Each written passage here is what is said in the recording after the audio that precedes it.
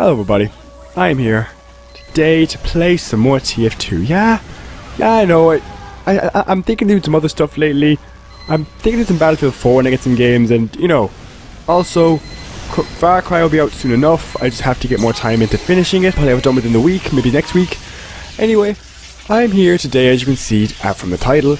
I'm comparing the other 3 miniguns. Now, if you're wondering why am I not comparing the normal one, the default one, because I think that's a rule I should add in, and yes, I kind of broke it slightly last time, but I think it's a good rule to follow, because for like 80% of examples, the stock is the best. That's the thing with these games, but the entire point is, if you don't want to use the stock, and you want it for other situations, or maybe there's just certain situations where the stock just doesn't work for you, or maybe you just don't like the stock, maybe you don't like how slow the stock is for you. But honestly, nothing beats Uber in this game. It's just Uber. Everything stands on Uber. Like, Uber is the center of every game. Like, if someone is going for the point and they have Uber, they've won the game. Straight up.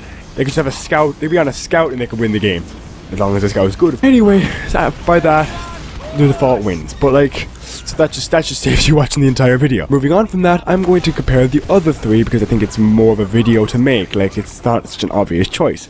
Now, the first one, as you can see, is the Kritzkrieg. Now, the Kritzkrieg, I like it. It's quite fast. It's probably the slowest out of the 3 actually, but the reward is a lot greater than the risk. As in, you know, it's quite risky, like spending all this time speeding it up, even though it is quite fast. But the reward is a far very deal. What you get is about 8 to 10 seconds of crits. Now that's very good. In fact, this is probably the Medigun I use the most, apart from the default, because let's be honest, it doesn't even need that many, like, you know, trinkets and cool side abilities. All it needs is crits, because crits are unbelievable. Crits kill shit, straight up. If you know, if you're pocket medicing literally any class, of course that's offensive, even medics sometimes, and you're fighting a normal heavy, the heavy will die. No doubt about it. The heavy's dead. There is no coming back from that. You know, it's over. German reference there. Anyway, from that, the Kritzkrieg is actually quite an interesting weapon, but it's a very simple weapon. Like, it's very similar to the default. I know I'm bringing up the default, breaking my one rule already, but it's kind of annoying that I can't talk about it. I just want to mention it. It's quite fast. That's probably the big thing about it, but it's slower than the other 2. But even then, the crits is a big deal. So yes, I would recommend this weapon. I'd say it's very good, very effective, and it's a lot of uses. The next one is the Quickfix. Now the Quickfix, I really like it. The Quickfix, basically what it does is it heals really fast, but it gives you half the maximum Uber charge, which is kind of a pain in the ass. A little bit. Depends on how many snipers are on the team. Well, good snipers. They could be just body shotting and then it would mean nothing. But the biggest use of it is how fast it heals, because it just, things will not die if you're healing them, no matter how many people are shooting at it, especially with its Uber charge ability. Its Uber charge ability is when it's fully Uber charged and you set it off, basically it heals ×3. So whatever might be able to kill a healed heavy by you, or soldier or whatever, they're not gonna die at all. If it's ×3 healing, they're not gonna come back from that, and you're just gonna keep the healing coming, because you know it's impossible to cause that much damage per second. Even like a normal minigun can't cause that, even with the random bullshit crits it gets. And this is an example here of basically where a scout basically was saved by me doing this. The only reason he actually died in the end was because he literally was so ineffective of killing a pyro right in front of him.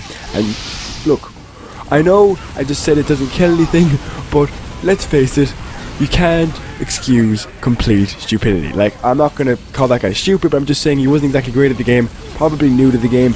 It was might have been a dumb idea to save his life.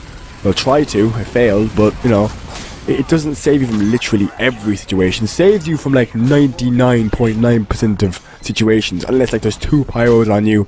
Like that situation, there's 2 pyros on you and you can't kill one of them, or like you're keeping the pressure down. But even then, when the Uber was on, it still wasn't killing him. There was like 3 pyros on him and it still wasn't killing him. It just showed how effective it is, even for someone who doesn't know how to play the game. Its side ability makes the idea for pocket medicing. That is like its biggest use. It's for pocket medicing with soldiers, because it's so awesome for that. Like, pocket medicing is what it's made for, because when you go on scouts, it gives you a speed boost, I think. I'm not sure with that one. But apart from that, against demos, it gives you, like, when a demo sticky jumps, you sticky jump with them at, like, the same height. And when a soldier rocket jumps, you rocket jump at the same height. It's very, very useful, and is perfect for healing any soldier that needs it, and it's probably the most effective weapon for pocketing. Pocket medicing is probably, it's the most ideal one for pocket medicing. Like, it's the most situational one, because if you're faced with one soldier and you want to stick with him, yeah, I'd recommend the quick fix. But apart from that, no. Next one is the Vaccinator. Now, the Vaccinator is a nice weapon. I like it. It's very weird. It's very different. That's what I like about it. It's kind of an interesting idea. The idea behind it is that basically you get Uber charge very fast. It's the fastest of the lot of them. But you get 4 different types, and it only lasts for like a second. As well as that, it only gives you a resistance to a certain type of damage. For example, bullet, explosive, fire, any of that kind of stuff. And you are completely resistant to it. And you can change it whenever you want. So it's like a very, very situational resistance buff. Actually, that's exactly what it is. Like, you can, whenever you want a resistance buff, it's the perfect weapon.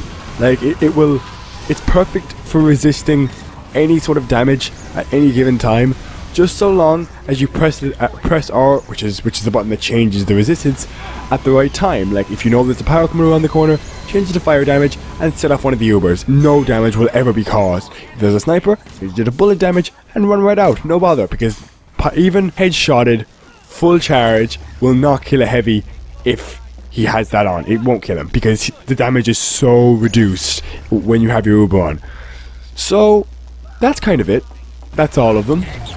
All in all, I'd probably go for the critical. Now, yeah, that's I love how the problem with the Mediguns is the first obvious choice is the Uber is the default, which I didn't want to pick because it would be so obvious. But the second obvious one is the Kritzkrieg, because the Kritzkrieg, although it's so simplistic, does so much. It kills so much shit.